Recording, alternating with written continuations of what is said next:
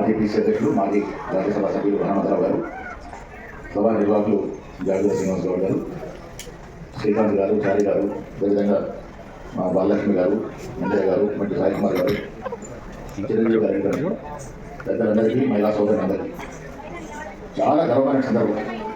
నిన్న మొన్న కాదు, దాదాపు 175 సంవత్సరాల క్రితం ప్రపంచమంతా కూడా అనాగరితో ఉన్నటువంటి సమయంలో ముఖ్యమంత్రి గారితో మాట్లాడి ఆ విషయం కూడా మాట్లాడే ప్రయత్నం చేస్తాం. మిత్రులారా, జ్యోతిబా ఫులే చరిత్ర ఆంధ్రప్రదేశ్ తెలంగాణ రాష్ట్రానికి చాలా లేట్గా అర్థమైంది.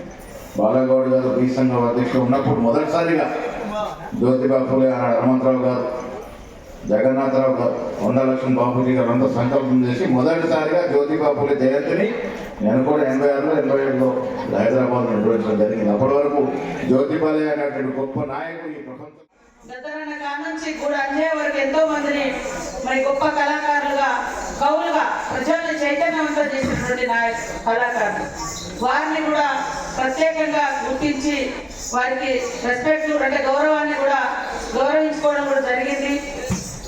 అదేవిధంగా బీసీకి సంబంధించి ఒక దిక్కు పార్లమెంట్లో మా రాహుల్ గాంధీ గారు కానీ ఇక్కడ సీఎం గారు కానీ ఎప్పటికప్పుడు ఏదైతే మనం మాట ఇచ్చినామో అది ఇంప్లిమెంటేషన్ చేయాలనేటువంటి ఉద్దేశంతో నేనే గ్రామ పంచాయతీ మరి పంచాయతీ రాజ్ మినిస్టర్గా ఉన్నా కొన్ని సమస్యలు ఎదురవుతున్న ఊళ్ళలో సర్పంచులు, ఎంపీడీసీలు, జడ్పీడీసీలు లేక కూడా, కానీ మనం ఇచ్చిన మాట నిలబెట్టుకోవడం కోసం ఈ యొక్క కుల గణన కానీ ఈ సర్వేలు కానీ ఇట్లా ఇంకేం అంటే మనం ఇచ్చిన మాట నిలబెట్టుకోవడం కోసం ఒక ప్రాసెస్ అనేది కూడా మీరు అందరూ కూడా చాలా విషయాలు మాట్లాడుంటారు.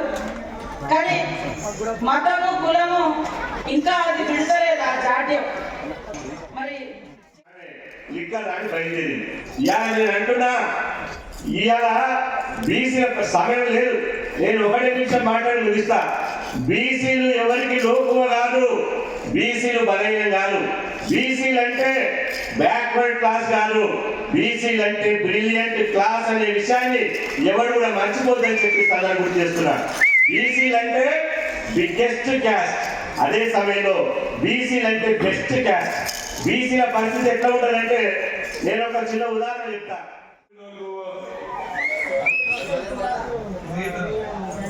జయంతి ఉత్సవాలలో సావిత్రి పూలే జన్మదిన సందర్భంలో సభ అధ్యక్షులు మణిమంజరి గారు, ఎందుకంటే ఇది మహిళా సభ, మహిళకే అవకాశం ఇవ్వాలని మా జాతుల శ్రీనివాస్ బ్యాక్గ్రౌండ్ నుండి అన్ని నడిపించింది.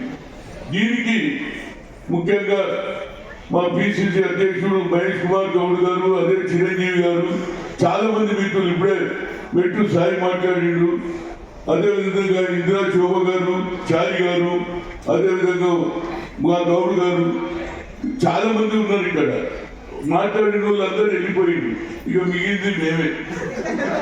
నా ఉద్దేశంలో ఇవాళ నేను మొట్టమొదలు అగ్ర కులాలలో కూడా బడుగు బలహీన వర్గాల గురించి ఆలోచన చేసే శక్తి ఉన్నదని ఆనాడు ఇందిరాగాంధీ, ఆ తర్వాత రాహుల్ గాంధీ గారు కూడా కన్యాకుమారి నుంచి కశ్మీర్ వరకు నడిచి we come to the power, we conduct caste wise census, జిద్దిన ఇచ్చేదారి భాగీదారి దేశంలో చెప్పినాడు ఏకైక నాయకుడు. అగ్ర కులాలలో మార్పు వస్తుంది, వాళ్ళు కూడా ఆలోచన చేస్తున్నారు. దేశ స్వాతంత్రం వచ్చి 78 ఏళ్ళు అయినా పేదవాడు అవుతున్నాడు, కోటీశ్వరులు అవుతున్నాడు అని ఆలోచన చేసిన రాహుల్ గాంధీ గారు ఆలోచనలు ఇవాళ రేవంత్ రెడ్డి గారు ఏది అసెంబ్లీలో బిల్లు పాస్ చేశాడు, అదేవిధంగా కేబినెట్ లో మీటింగ్ పెట్టాడు. ఇవాళ 90% కులగణ జరిగిందా లేదా? యావత్ భారతదేశంలో ఏ నాయకుడు చేయలే. నరేంద్ర మోడీ చాలా మంది మిత్రులు మాట్లాడింది, కానీ నేను వాళ్ళ పేరు దెబ్బతలుచుకోవాలి, కానీ ఆలోచనలో వాళ్ళకు మార్పు రావాలంటున్నా. మీ సిద్ధాంతాలు వేరు, మా సిద్ధాంతాలు వేరు బాబు. మాది సెక్యులర్ సిద్ధాంతం. హిందూ, ముస్లిం, సిక్, ఇసాయి అందరూ కూడా ఒకటే. ఆనాడు దేశానికి స్వాతంత్రం 1947 వస్తే ఆనాడు